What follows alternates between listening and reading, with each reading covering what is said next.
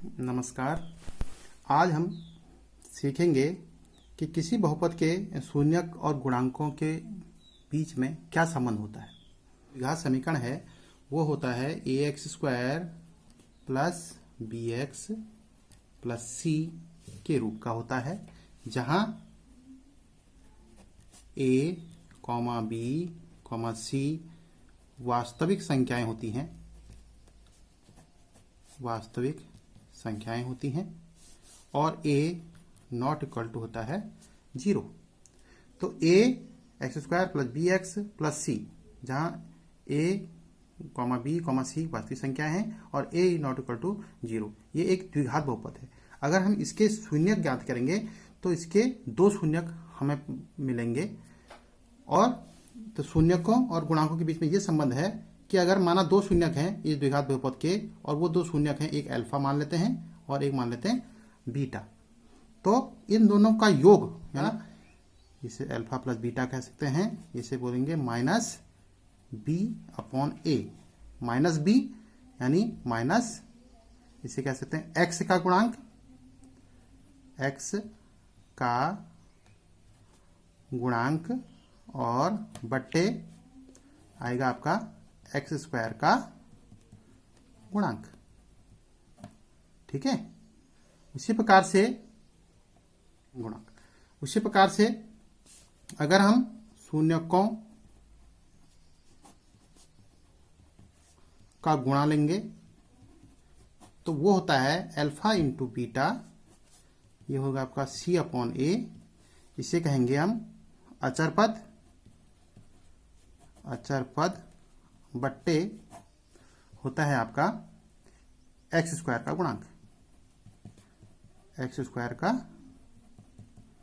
गुणांक, इसी प्रकार से ठीक अगर तीन घात वाला बहुपद है, ये एक तीन घात का बहुपद है का व्यापक रूप है, जहां a b c d, ये क्या है, a b c d, ये है आपकी वास्तविक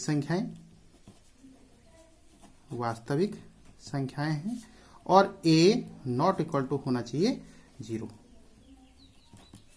a नॉट इक्वल टू 0 होना चाहिए। तब इसके शून्यकों का जो योग होता है वो होता है आपका, ये शून्यक अगर माना तीन घात का बहुपद है तो इसके कितने शून्यक होंगे, 3। एक शून्यक अल्फा हो जाएगा, एक बीटा मान लेते हैं और एक तीसरा गामा मान लेते हैं। तो शून्यकों का जो योग है ये होता है आपका शून्यकों का योग, उसे कहेंगे हम alpha plus beta plus gamma. ये होता है आपका माइनस बी अपॉन ए। इसे लिखेंगे हम माइनस बी यानी x² का गुणांक, और बट्टे x³ का गुणांक। इसी प्रकार से अगर दो शून्यों को मल्टीप्लाई करके लेते हैं योग में, तो ऐसा होता है अल्फा बीटा, बीटा गामा और गामा अल्फा। तो दो शून्यक, जैसे पहला शून्यक दूसरे शून्यक को मल्टीप्लाई करके लेंगे, फिर दूसरा शून्य को तीसरे शून्य को मल्टीप्लाई करके लेंगे, तीसरे और पहले शून्य को गुणा करके जोड़ करके अगर लेंगे, तो ये जो वो होता है, ये होता है आपका c अपॉन ए। इसे लिखेंगे हम c यानी x का गुणांक बट्टे x³ का गुणांक। फिर शून्यकों का गुणा लेते हैं, तो शून्यकों का गुणा होता है आपका शून्यकों का गुणा, ये होता है आपका alpha into beta into gamma. अगर तीनों शून्यक हैं उनका अगर गुणा ले रहे हैं तो हो जाएगा माइनस डी अपॉन ए, यानी अचर पद बोलेंगे माइनस में, और बट्टे x की घात 3 का गुणांक। तो ये बहुपद के शून्यकों और गुणांकों में मुख्य संबंध होता है। अब हम बात करते हैं प्रश्नावली 2.2 जो कि है शून्याकों और गुणांकों के बीच संबंध की सत्यता के बारे में। प्रश्नावली 2.2 का जो पहला प्रश्न है वो है निम्नलिखित द्विघात बहुपद के शून्य ज्ञात कीजिए तथा गुणांकों व शून्यकों के बीच संबंध की सत्यता की जांच कीजिए। तो इसमें हम सबसे पहले ये द्विघात बहुपद है इसके शून्य ज्ञात करेंगे। तो शून्य ज्ञात करेंगे तो इसको क्या बराबर बनाएंगे 0, क्योंकि हमको शून्य ज्ञात करना है। और अब इसको मध्य पद में विभक्त करके इसके शून्यक ज्ञात करेंगे। तो वो इसके लिए हमने एक पहले भी वीडियो बनाई है, उसको भी देख लेंगे। यहाँ हम पुनः इस पर बात करते हैं।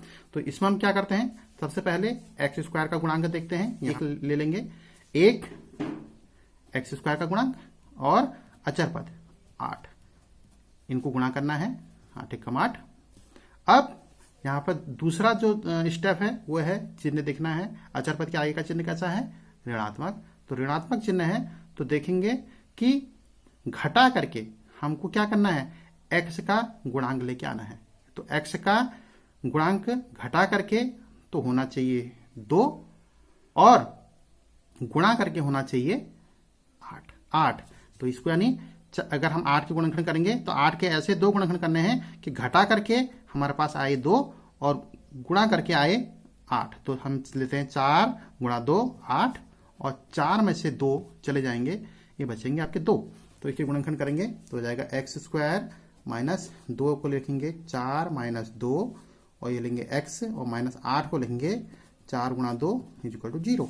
थोड़ा इसको और छोटा कर लेंगे तो हो जाएगा आपका एक्स स्क्वायर माइनस एक्स से अंदर गुणा कर लेंगे 4x ऋण गुणा ऋण धन 2x ऋण 4 गुणा 2 बराबर 0। अब फिर कॉमन लेना है, x इन दोनों में x कॉमन है तो ये आएगा आपका x माइनस 4, इन दोनों में 2 कॉमन है तो 2 कॉमन ले लेंगे, ये बचेगा x माइनस 4। यहाँ पर कोशिश ये करनी है कि जैसा पहले ब्रैकेट में बने ऐसा ही दूसरे ब्रैकेट में भी बनाना है। उसके लिए हम कहीं पर धन चिन्ह कॉमन लेते हैं और कहीं पर ऋण चिन्ह को भी कॉमन लेना पड़ता है। तो इसके लिए 0 हो जाएगा आपका। फिर ये x माइनस 4 दोनों में कॉमन है तो आ जाएगा आपका x माइनस 4 और तो ये पहले ब्रैकेट से क्या बचा आपका, ये x बचेगा और ये बचेगा 2 बराबर 0। अब हमको शून्य निकालना है। तो यानी ये द्विघात बहुपद था। अब इसके 2 पद आ गए हैं, x minus 4 into x plus 2 बराबर 0। अब 2 पदों का जो गुणा है वो 0 है। इसका मतलब क्या होता है, इसका मतलब होता है कि या तो ये वाला पद 0 होगा या ये वाला पद। अब लिखेंगे यदि x माइनस 4 बराबर 0 है तो x बराबर 0 प्लस 4 यानी 4।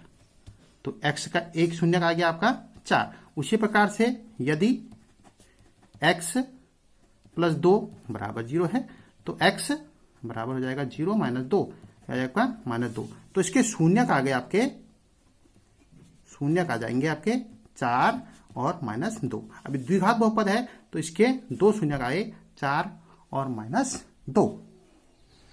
अब हम बात करते हैं शून्यकों व गुणांकों के बीच संबंध की सत्यता के बारे में। तो x square minus 2x minus 8 बराबर 0 के हमने शून्य ज्ञात करे थे 4 माइनस 2, ये इसके शून्य आए थे। अब शून्यकों व गुणांकों के बीच संबंध की सत्यता को हम कैसे बनाएंगे, तो सबसे पहले हम क्या करेंगे, इस x square minus 2x minus 8 बराबर 0 को हम क्या करेंगे, जो मानक द्विघात समीकरण है या व्यापक द्विघात समीकरण से इसकी तुलना करेंगे। वो है a x square plus b x plus c बराबर 0 से इसकी कर देंगे तुलना करने पर ए का मान आ जाएगा आपका 1, बी का मान आएगा माइनस 2 क्योंकि यहाँ से देख रहे हैं, और सी का मान आएगा माइनस 8। ए का मान यहाँ से 1 आया, बी का मान माइनस 2 आया और सी का मान आया माइनस 8। तो सबसे पहले है आपका शून्यकों का योग। हम अगर 2 मूल उसके ले रहे हैं अल्फा प्लस बीटा तो होता है माइनस बी अपॉन ए, यानी माइनस बी माने एक्स का गुणांक और बट्टे एक्स स्क्वायर का गुणांक। तो यानी माइनस बी है आपका माइनस 2 ले रखा है और प्लस ए आपका है 1, तो हो जाएगा आपका माइनस माइनस प्लस प्लस 2। उसी प्रकार से शून्यकों का गुणा हो जाएगा, शून्यकों का गुणा तो हो जाएगा अल्फा इंटू बीटा, ये होता है आपका c/a, जो c माने अचर पद और बट्टे एक्स स्क्वायर का गुणांक, यानी c आपका -8 है और बट्टे 1 हो जाएगा आपका -8। अब इसकी जो हमने शून्य निकाले थे वो निकाले थे 4 और ऋण 2। अब यहां से इसको चेक कर रहे हैं तो यहां से देखेंगे शून्यकों का योग तो हो जाएगा, एक तो 4 है और धन ऋण 2 हो जाएगा, तो इसको हम देखेंगे 4 ऋण 2 2 आ जाएगा। और इसी प्रकार से शून्यकों का गुणा हम लेंगे तो हो जाएगा 4 गुणा ऋण 2, यानी 4 धन गुणा ऋण और 4 दूनी 8। तो इस प्रकार से हम देखते हैं कि शून्यकों का योग और शून्यकों का जो गुणा है वो इनके बीच के संबंध की सत्यता की जांच हो जाती है। तो इसी प्रकार से हमने आगे के जो प्रश्न हैं वो भी इस प्रकार से बनाएंगे। सबसे पहले हम शून्यकों को ज्ञात करेंगे और फिर उसको शून्यकों और गुणांकों के बीच इस प्रकार से इसको संबंध की सत्यता की जांच करेंगे।